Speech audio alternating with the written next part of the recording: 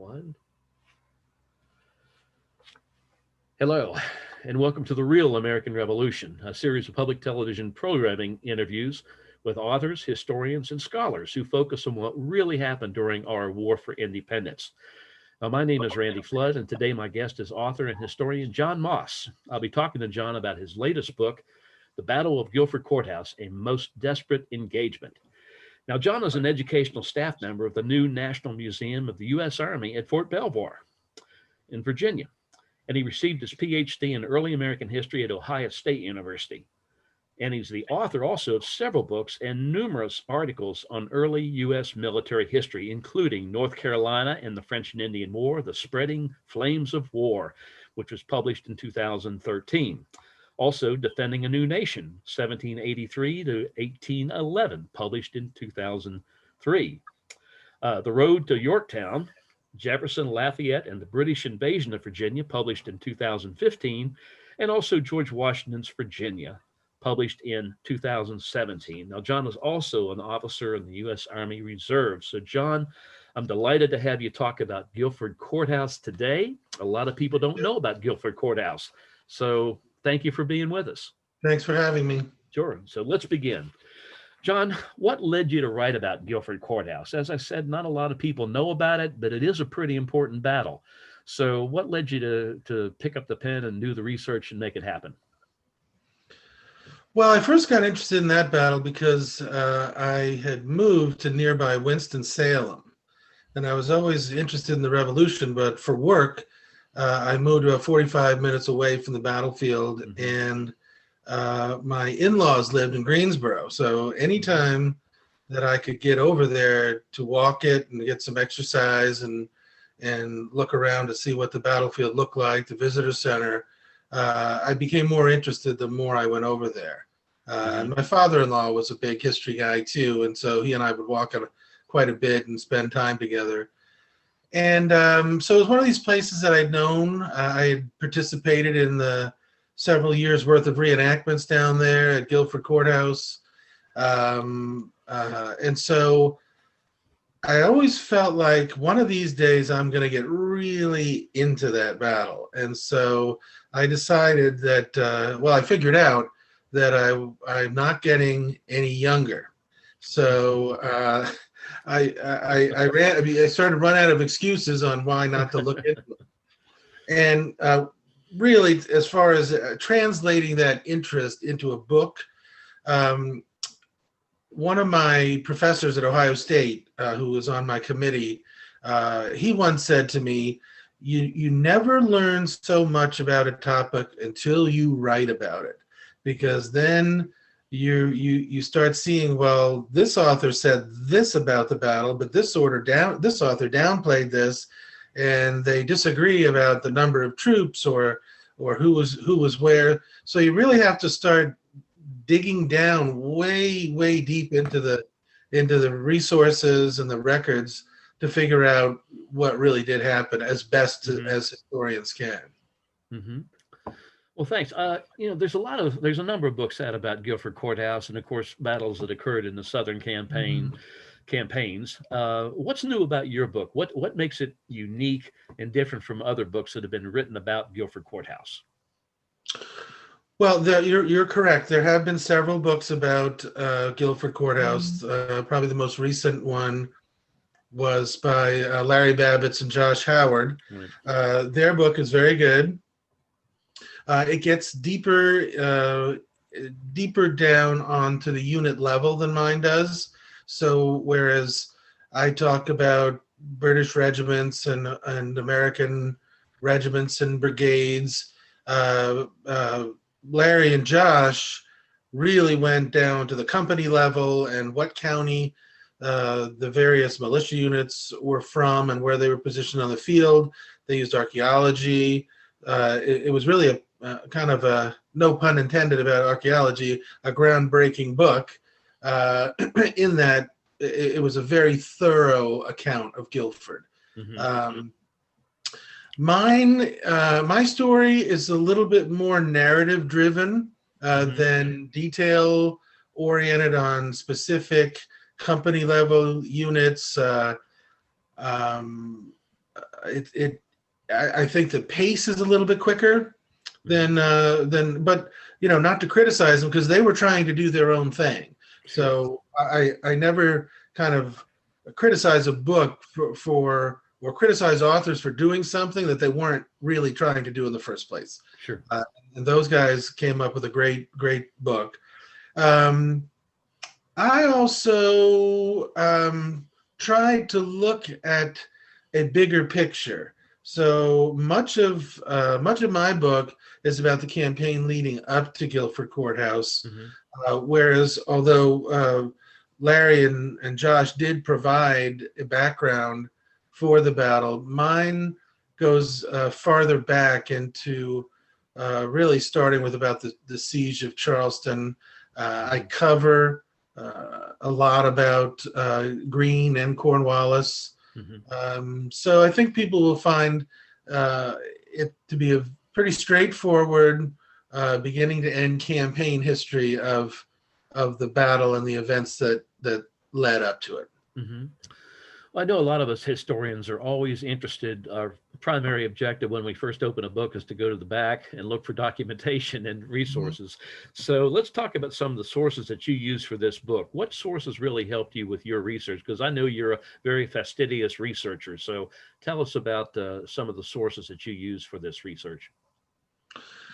Well, fortunately for anybody who's really doing the Southern campaign that involved Greene and Cornwallis, Cornwallis's papers have been published for the Southern years, so they're enormously helpful. They're very detailed reports back to his superior, Henry Clinton in New York, Lord George Germain in London, other officers, and of course, Greene's papers too, in 13 volumes have been published, and two of the volumes kind of cover the campaign and the battle.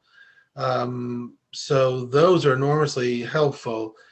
Greene was a great writer, and for somebody who had a limited formal education, those who have been in the documents that are collected in Greene's papers chronologically, they can see literary allusions to the Bible, to Shakespeare, to classical history, a lot of witticisms. A lot of times he's kind of a funny guy, so those are good.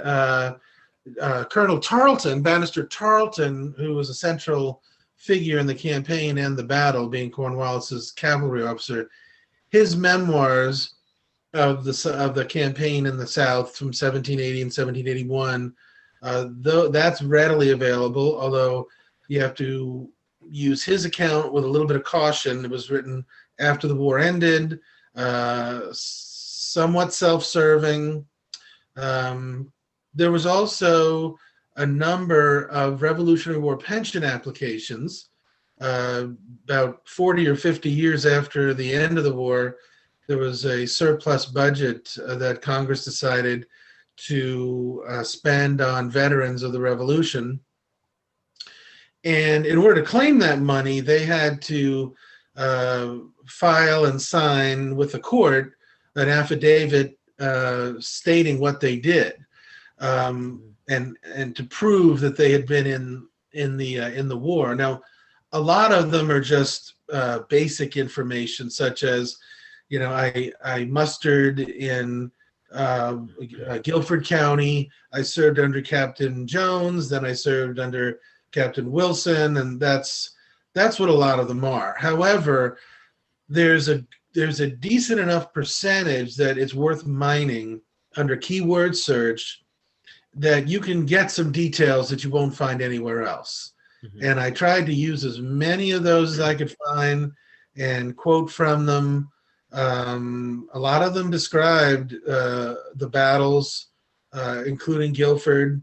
A lot of them described the campaigns leading up to the battle, what the weather was like, what the temperature was like, how the supply situation was. And Babbitts and Howard and others have used those. employed a fair number that they didn't, but that's not to that book's detriment. But you can really get a lot of the feeling of what happened. That Mhm. just for one example, uh, as my book details, the American position was in three lines, and there was a first line of militia, a second line of militia, several hundred yards back, and then behind that were the Continentals. And at least one or two of the people who fought on the second line in the Virginia brigades mentioned that they went through 20 to 24 rounds of ammunition on that line. Well, that's a lot of ammunition for an 18th century battle for one Absolutely. unit. It tells you how fierce the fight was, but it also tells you how long they stuck around going toe to toe, volley for volley with the British. So it's those kind of details that you can extrapolate from that I think really give a little bit more life to a book than Mhm. it would be without. Sure. What do you think is the importance of Guilford Courthouse? How and why was it so decisive? Why is it, what separates it from a lot of the other battles in the South? Well, I'd say it was decisive because of what happened afterwards. That's really the only measure to use. And uh, the casualties for the British were just too high for them to really pursue Greene once he and his army left the battlefield. Hmm. So if you look what happened during the campaign leading up to Guilford, uh, the British were on their way from South Carolina into North Carolina. So they defeated the Americans at the Battle of Camden, and then they kept moving north. As they almost got into North Carolina, which was Cornwallis's objective, um, as they got close, they lost the Battle of Kings Mountain, where over 1,000 of Cornwallis's loyalist uh, troops were killed or captured. That's a significant number. Hmm. So the British fell back for several months down into South Carolina, but that battle did not prevent them from invading North Carolina, nor did the Battle of Cowpens in January, where Cornwallis lost another 1,000 men. What was the result? He kept going into North Carolina. They won a small engagement at Cowan's Ford, kept moving. Greene was elusive, but the British kept pressing on into from the Charlotte area to the Salisbury area, Hmm. up toward the what used to be called the Moravian towns, which is now in the area of Winston-Salem, North Carolina. Chased Greene into Virginia, fell back, and then fought the battle. But it was only after his defeat at Guilford that Cornwallis decided that he had had enough. His army had lost a lot of men.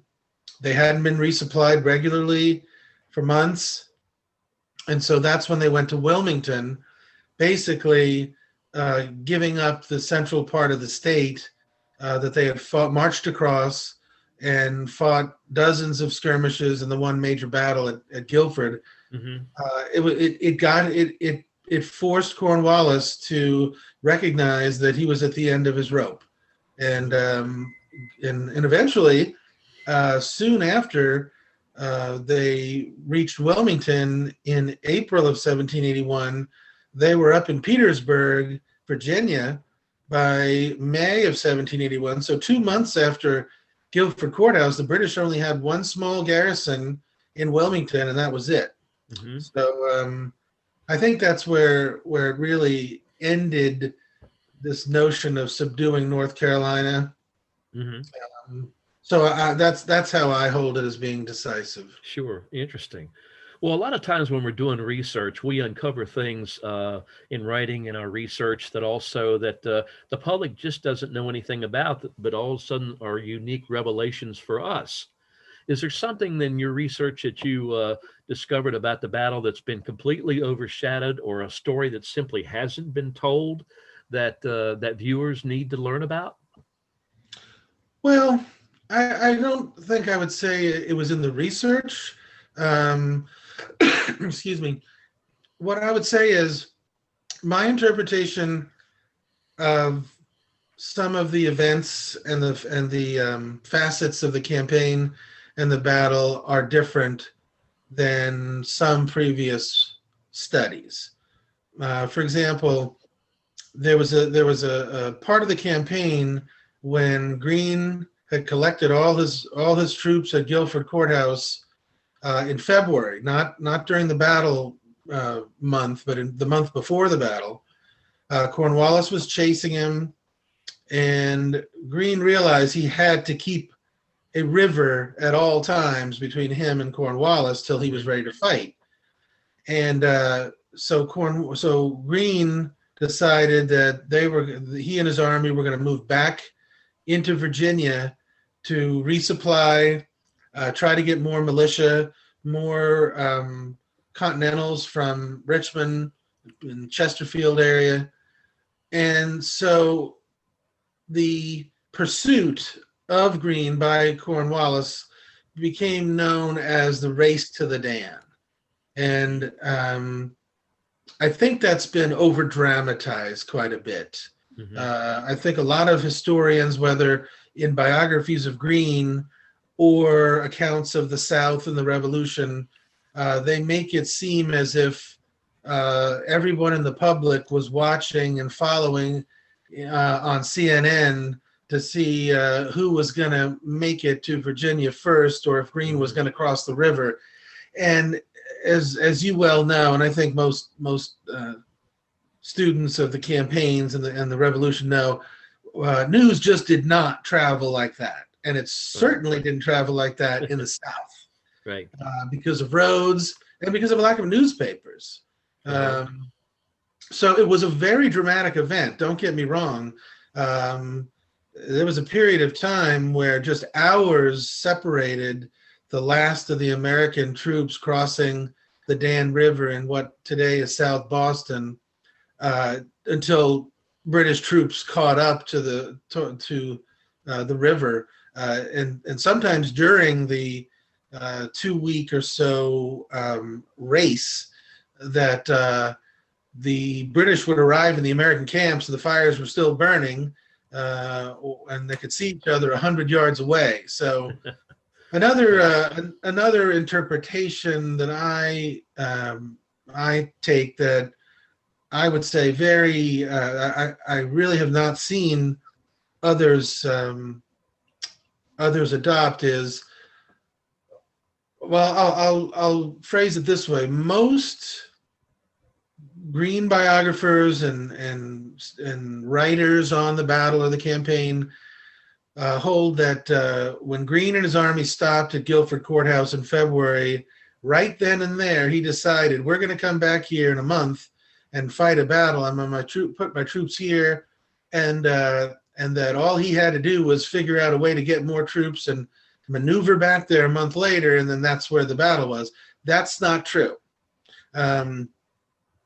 If you read Greene's papers and the correspondence of two of his cavalrymen, Light Horse Harry Lee and William Washington, some of his other officers like St. George Tucker from Virginia, his own writings,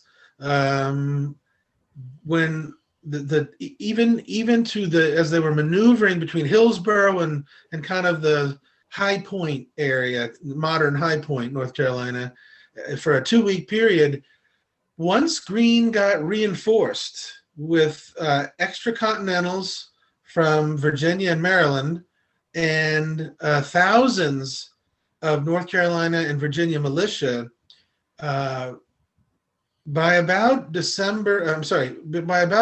12th, 3 days before the battle, he wrote, "We are going to attack Cornwallis." And so he was on the offensive until the very night of the battle. And it's in his writings. It's in, like I said, it's in other writings. He was assuming that Cornwallis, when Cornwallis moved west to what is now the High Point area, the British looked like they were going to go to the Cape Fear River and retreat. And it was only because Greene got near him trying to fight an offensive battle did Cornwallis decide, well, we're not going to have an opportunity like this again.